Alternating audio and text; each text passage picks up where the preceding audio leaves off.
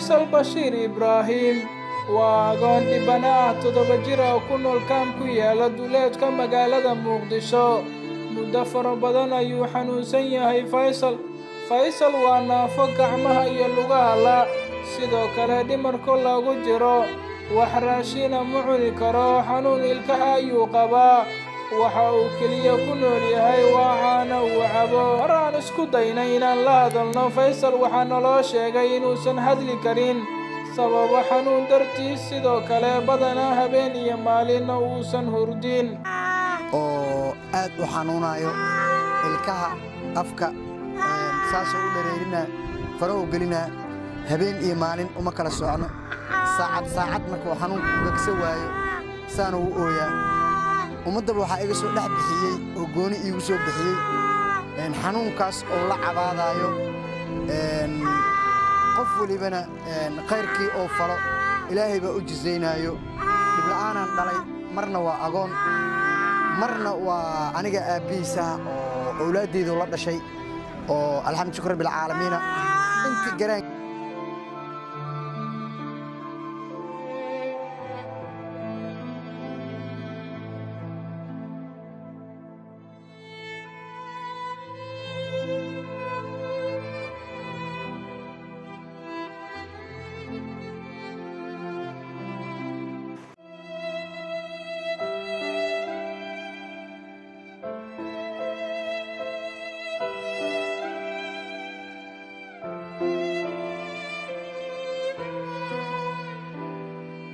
muddo ku dhawaad 3 saac oo aan la joognay Faisal waa uu ilmeynayay xanuun haya dartiisa. Cabdiqaadir oo ah adeerka Faisal waxa uu noo sheegay in mar walba uu sidan u yahay oo uu ilmeeyo habeen iyo maalin. oo aad u xanuunayo ilkaha afka saas u dareerina faro gelina habeen iyo maalin uma kala socno.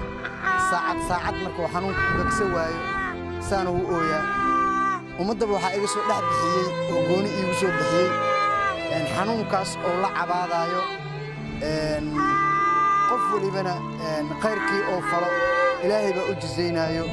dib la'aanan dhalay, marna waa agoon, marna waa aniga aabiisa oo awlaadeydu la dhashay oo alxamdulillah rabbil caalamiin intii garaankeyga anigu ku dadaalaa, waan caawiyaa, waan u qubeeyaa, tabarteyda aan siiyaa. waan iska baagamuundaan ahay, marna waxbaan helaa farsamadeydan ku qaraabtaa.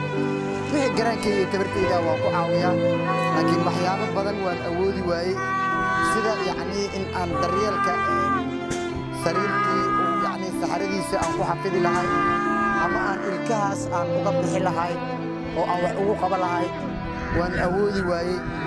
intiisa kaleeto alxamdulillah rabbil caalamiin waan iskala xarbiyaa caanihiisaas yar iyo hungurigiisaas oo aan uuna cunaynin xataa, oo hunguriga markii la siinayo dhibaato fara badan laga maraayo, oo saas markaad tiraahdo afkiisa aadan taaba karin oo kaa cararaayo.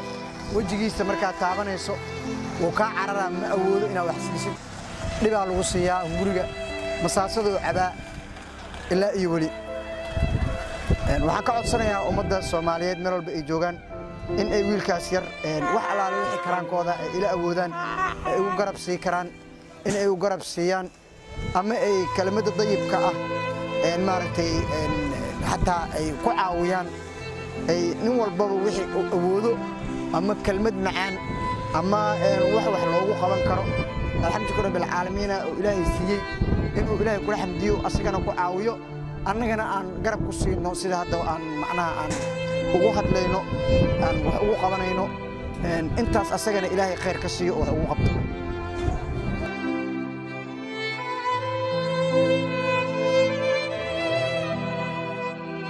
Faisal waxa uu ummadda Soomaaliyeed ugu baahan yahay in la caawiyo loona duceeyo inuu ilaahay dhibkan ka qaado.